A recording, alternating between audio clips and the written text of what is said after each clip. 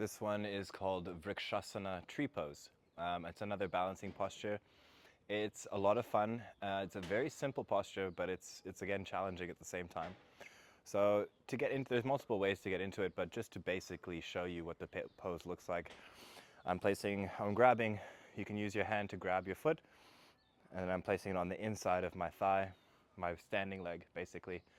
And you want to get a good grip, get it as high as you can. You can place it as well just on the inside of the knee area if you're struggling to hold it up here initially. So just finding that shape, and then in the full expression, I'm reaching my arms towards the sky, and I'm trying to draw my shoulder blades down and back.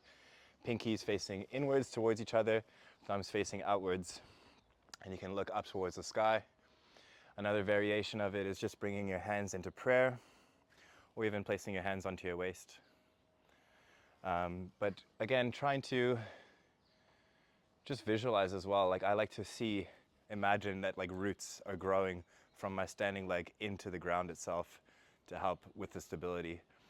Another really fun way to challenge this is by, of course, using the different hand variations, but then trying to close the eyes and just see what it feels like to balance with your eyes closed.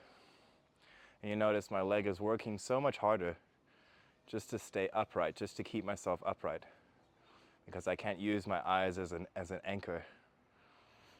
It's a lot of fun, it's very challenging, and I like to bring this into a class, usually around the 3/4 of the way mark, just to slow things down, bring people's attention back to the present moment, back to breath, their heartbeat, or just noticing the area around them after going through so much intensity throughout the class.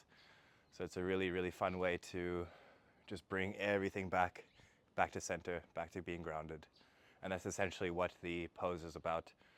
I feel a deep sense of grounding when I find this shape.